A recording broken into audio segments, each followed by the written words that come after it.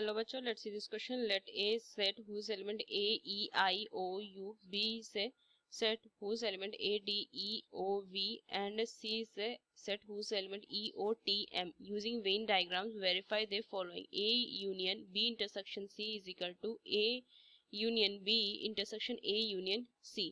तो चलिए इस क्वेश्चन को सॉल्व करती हूँ। तो सबसे पहले मैं की कंसेप्ट अप्लाई करूंगी। की कंसेप्ट इसमें वेन डायग्राम मुझे यूज करना है, मतलब उसको यूज करके वेरीफाई करना है। तो मैं लिख सकती हूँ we know the knowledge of, मुझे किसका नॉलेज होना है, we should know the knowledge of Venn diagram का मुझे नॉलेज पता होना चाहिए। सो ये की कंसेप्ट में मेंशन करके इस क्वेश्चन को मैं सॉल्व करूंगी। तो ए बी सी तीन सेट दिए हैं, तो इनके लिए अगर मैं वेन डायग्राम ड्रॉ कर लूं, कैसे इनको रिप्रेजेंट करूंगी मैं वेन डायग्राम के थ्रू। सो 3 सेट है ना,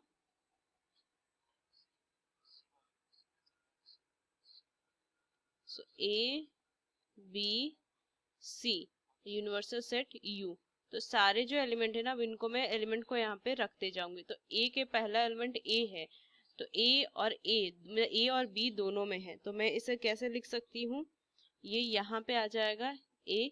फिर ई देखूं मैं, तो ई जो है ए में है, बी में है और सी तीनों में है, तो ये तीनों पोर्शन में ई यहाँ पे आ जाएगा।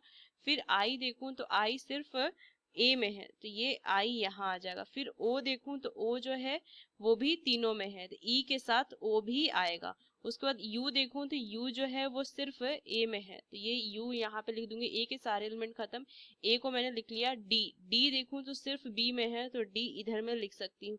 फिर ई तो मैंने लिख लिया। ओ जो ओ भी मैंने लिख दिया। फिर भी जो है वो सिर्फ, अगर मैं देखूं तो ये भी सिर्फ बी में है, तो मैं ये भी को लिख दूंगी।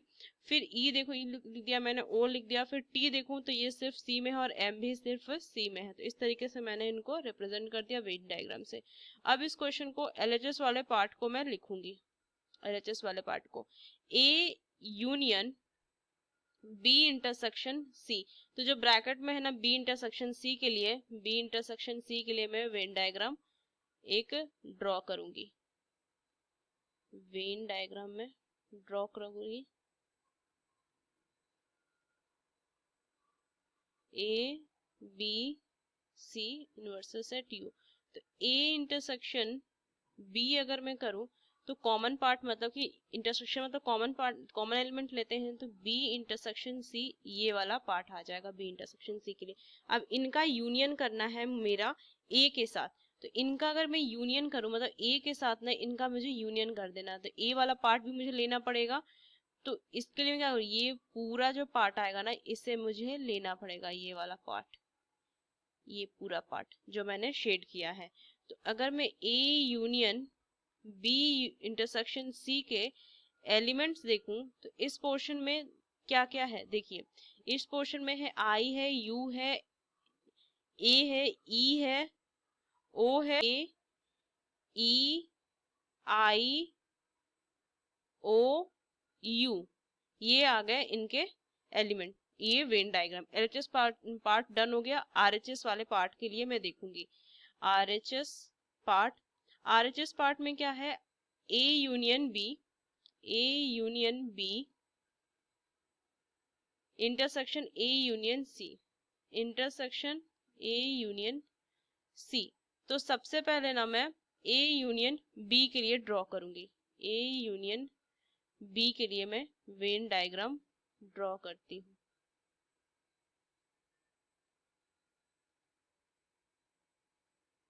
ए B C universal set U.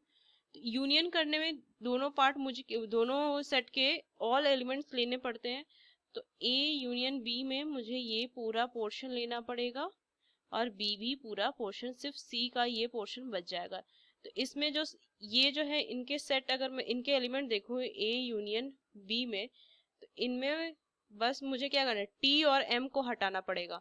तो टी और एम को हटाऊंगी तो क्या लिखूंगी, इसके लिए मुझे लिखना पड़ेगा A E I O U, A E I O U, और डी भी आएगा ना, डी के साथ भी आएगा। हाँ, भी डी और भी, डी एंड भी, ये चीजें मतलब ए यूनियन बी आ जाएगा। अब इन अलग से मैं फिर ए यूनियन सी के लिए भी ड्रॉ करूंगी। सो ए यूनियन सेट में ड्रॉ कर लेती हूँ, A B C universal set U, A union C. इसके लिए मुझे ये पोर्शन लेना पड़ेगा पूरा, ये पोर्शन मुझे पूरा लेना पड़ेगा। तो इसके लिए अगर मैं एलिमेंट देखूं तो इसमें सिर्फ डी और भी नहीं लूंगी, डी और भी, तो इसमें लिखूंगी ए ई आई ओ यू, और मुझे क्या बचा, यू के बाद क्या बचा है, डी और भी लेना नहीं है तो टी और एम बचा, तो यहाँ से आ जाएगा टी और एम।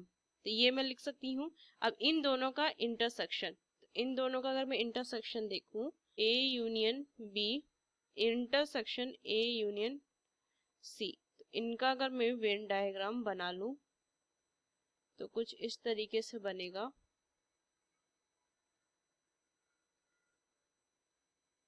ए B C universal set U, इसके लिए अगर मैं देखूं तो ये पोर्शन आ, और A intersection sorry A union B लिखूं तो ये पोर्शन आ रहा है, ए यूनियन सी लिखूं तो ये पोर्शन आ रहा है। इन दोनों का कॉमन क्या आ सकता है, अगर मैं कॉमन देखूं तो सिर्फ ए जो सेट है ना, वो पूरा सेट जो है वो ए, ये कॉमन आ रहा है पूरा ए सेट।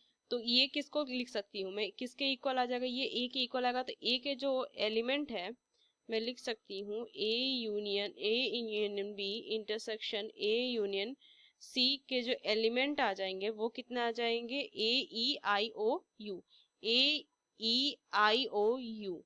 सो लिखूंगी ए ई आई ओ यू, ये आर एच एस आ गया, और ये किसके इक्वल आ गया, ये एल एच एस के इक्वल आ गया, दोनों के एलिमेंट। तो ये मैंने वेरीफाई कर दिया। So using this key concept we solve this question. Hope you understood well. Best of luck. Thank you.